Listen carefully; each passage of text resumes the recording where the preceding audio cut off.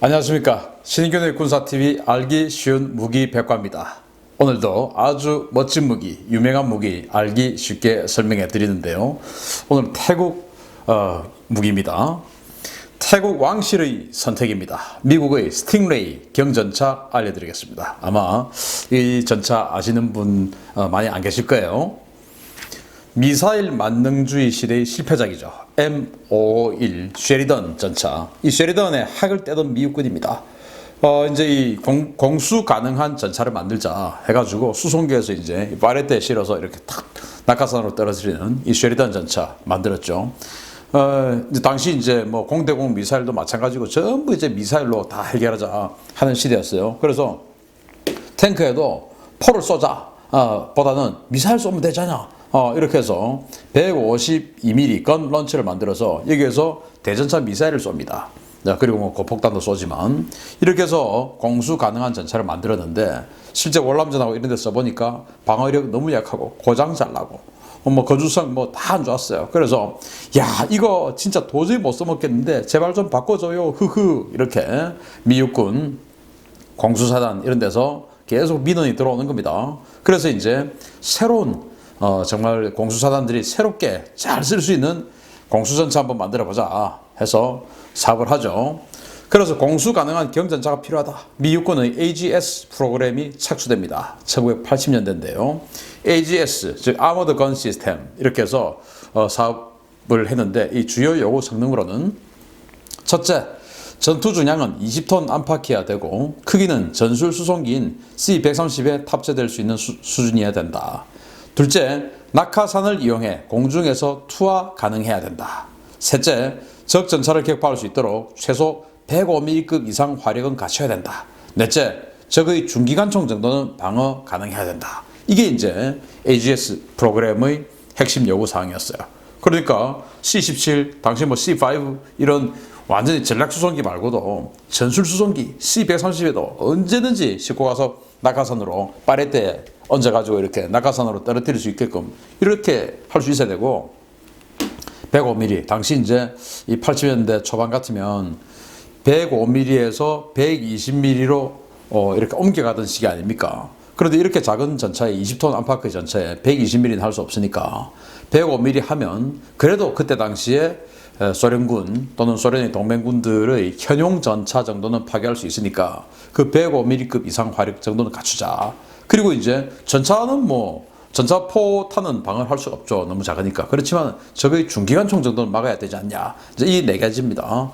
그렇게 해서 그때 당시에 이제 캐딜락이라는 회사에서 지금은 GM 소속의 자동차 회사 아닙니까? 캐딜락에서 역장 스팅레이를 이미 만들고 있었어요. 그래서 중소국 수출을 노리고 개발된 캐딜락의 역장입니다. 출사표를 던졌어요. 생긴 게 이렇게 생겼는데 스팅레이 가오리 아닙니까? 제가 이 전차를 보고 가오리하고 어디에 연관성이 있을까? 아무리 살펴봐도 이 포탑을 위에서 이렇게 바라보면 가오리 몸통처럼 좀 넓적하고 이 포신 이게 이제 가오리 꼬리처럼 길게 나와 있으니까 이걸 가지고 이제 스팅레이 가오리라고 하지 않았을까라고 생각이 돼요. 전투 중량은 22톤, 승무원은 조그만 차체인데도 4명입니다. 최대 속도는 시속 70km, 장갑 두께는 23mm, 주무장은 105mm 저반동포인데 저반동포를 하더라도 이게 이제 아주 그 반동 조절이 잘 돼가지고 저반동포인데 공격력은 한 400mm 정도의 장갑 관통력이 있어서 당시에 쓰던 적국 그러니까 이제 주변국들 미얀마, 라오스, 캄보디아 이런 나라들 뭐 T-55 뭐 이런 전차 쓰지 않습니까? 그거 다 격파되고 T-62 이런 것까지 이제 격파가 되는 이런 성능이었어요. 그래서 이제 미육군에서 사업을 해서 1992년도에 정했는데 정말 이 스팅레이는 안타깝게도 졌습니다. 그래서 경쟁사인 FMC사의 XM8 AGS가 선정이 됐어요. 이게 이제 선정이 됐어요. 스팅레이는 졌어요. 이 AGS, 이 XM8은 장갑을 레벨 1, 레벨 2, 레벨 3 이렇게 해가지고 이 증가 장갑을 뭐 어떤 필요에 의해서 마구마구 갖다 붙일 수 있도록 나름 조금 모듈화 비슷하게 그렇게 설계를 해서 승리를 했습니다. 보시다시피 이 AGS는 폭이 아주 좁아요. 그래서 C-130 수송기에 잘 실을 수 있도록 만들었고 그 대신 폭이 좁은 대신 높이가 좀 껑충 높습니다. 그리고 이제 C-130에서 내려서 이 옆에다가 증가 장갑을 현장에서 바로 덧붙일 수 있는 이런 시스템으로 만들었고, 스팅레이는 아주 이제 균형 잡힌 몸매죠. 그랬는데 졌어요, 스팅레이가. 그래서 XM8이 이겼어요. 그런데 승자도 패자도 없다. 사실은 XM8이 패자다. 왜냐? 92년도에 선정해놓고 미국군 마음이 바뀌었습니다. 선정해놓고 가만히 보니까 소련 사라졌고 이제 냉전도 끝났고 더 이상 미국에게 대항할 그런 나라도 없고 뭐 하지 말자. 이렇게 해서 이 AGS 사업을 끝내버렸어요. 그래서 둘 다 그냥 끝난 겁니다. 근데 그런 와중에 이 스팅레이 같은 경우는 이런 것들을 이제 시험 평가를 하려고 하면 이 미국은 사막전, 정글전, 뭐 또 사계절이 있는 이런 전, 뭐 이런 데서 다 지형별 시험 평가를 해야 되지 않습니까? 그래서 이 캐딜락은 이런 것들을 시험 평가를 할 때 머리를 쓴 거예요. 그래가지고 정글전에 대한 시험 평가를 할 때 태국과 말레이시아 이런 데서 이제 한 겁니다. 그래서 할 때 기왕 하니까 태국군 와서 한번 보세요. 괜찮죠? 보여주고 말레이시아군 한번 와서 한번 보세요. 괜찮죠? 이제 이렇게 홍보를 싹 하는 겁니다. 그리고 이제 세계 각종 방산 전시회 같은 거 할 때 출품을 막 해요. 그렇게 해서 이 사업을 하는 와중에도 스팅레이는 홍보를 엄청 열심히 한 겁니다. 그래서 1987년도에 태국이 낚였어요. 이 사업하던 중에. 그래서 미 육군 수주를 위해서 치열한 경쟁 중에 갑자기 날아든 구매의 문의입니다. 낚였죠. 태국 육군님이 캐딜락 게이지님을 채팅방에 초대합니다. 야, 니네 지금 미 육군에 판매한다고 내놓은 그 스팅레이 경전차 혹시 외국에도 파는 물건이냐? 아유, 당연하죠, 고객님. 돈만 주시면 뭐든 못 팔겠습니까? 전차 한번 장만해 보시려고요? 그래서 태국 육군이 우리가 M41 워커불독 경전차 꽤 오래 쓰고 있는데 말이야, 너희도 알다시피 우리가 운영비 많이 들어가는 중전차는 굴릴 형편이 안 돼서 말이야. 그러면 몇 대 정도 필요하신데요?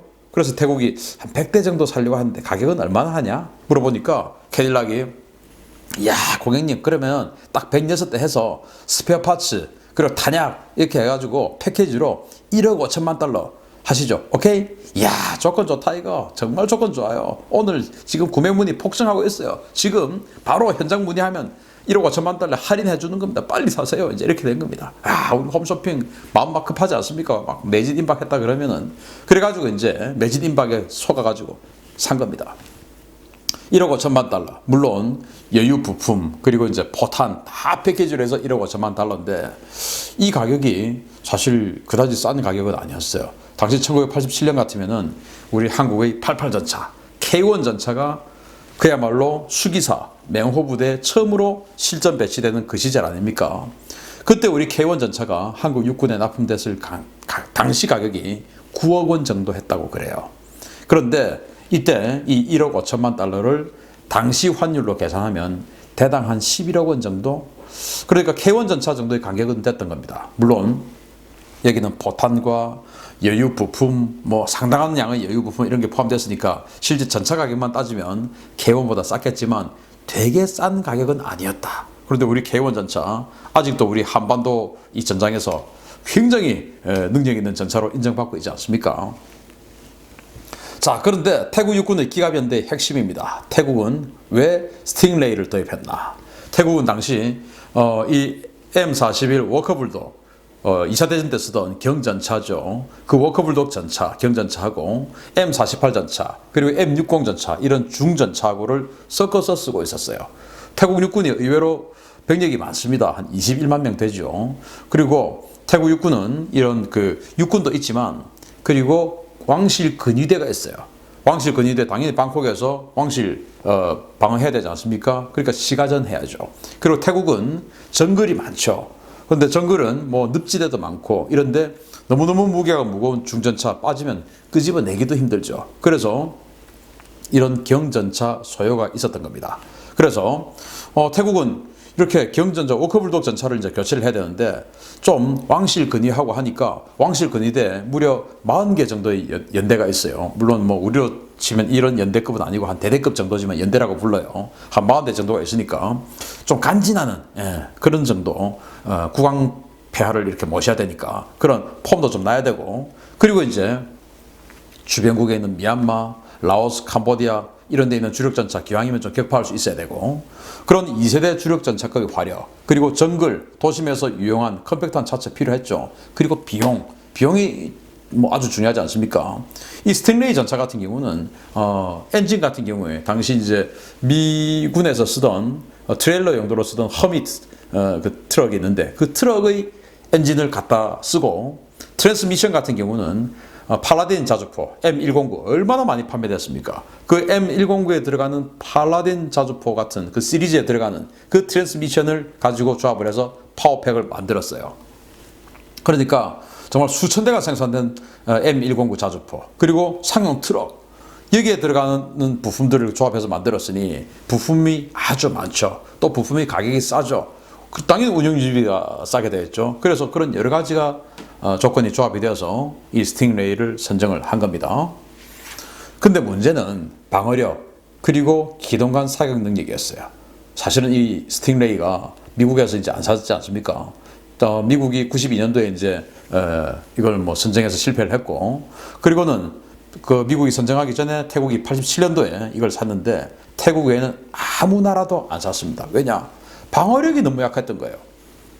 최초에 미 육군이 요구했던 중기관총 정도의 방어 능력인데, 중기관총 그러면은 12.7mm는 막을 수 있는데 14.5mm를 못 막는 겁니다.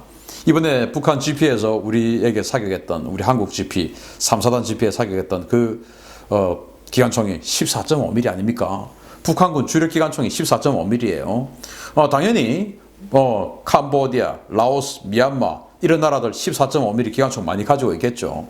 그걸 방어를 못 하는 거예요. 12.7mm는 할 수 있는데, 그러니까 전면인데 세상에 측면 같은 경우는 뭐 숭숭숭 뚫리고, 측면은 12.7mm 기관총도 뚫리고, 근거리에서는 7.62mm 총도 뚫리는 겁니다. 그러니까 방어력이 너무 약한 거예요. 탱크처럼 생겼는데 사실은 장갑차보다 더 작은 그런 덩치입니다. 그러니까 이렇게 방어력이 약하고, 두 번째는 트렌드가 기동간 방어, 기동간 사격 이런 게 트렌드인데, 뭐 생긴 거나 뭐 여러 가지 봤을 때 기동간 사격 앞으로 업그레이드를 하면 될 것 같았는데 이게 안 되는 겁니다. 그래서 이런 여러 가지 제한사항 때문에 안 팔려요. 그래서 이제 이 방산업체가 또 그대로 물러설 수 없죠. 2012년도에 대대적인 설계 변경 모델 스팅레이 2를 등장시켰어요. 그러나 아무도 안 사는 거 굳이 속편을 만든 이유가 뭡니까? 하고 이제 캐딜락이 물어보니까 아유 만들면 살 줄 알았지 점점점. 그래서 이렇게 이제 보시다시피 전면 장갑을 증가 장갑 갖다 붙이고, 여기도 포탑에도 갖다 붙이고, 저 전면 앞에도 이렇게 갖다 붙이고 해가지고 좀 블룩 튀어나오게 해서 방어력을 14.5mm를 막을 수 있고요. 14.5mm를 넘어서 23mm까지 방어할 수 있는 이런 전면 방어력, 측면 14.5mm 방어력, 이렇게 이제 장갑을 더 뗐어요.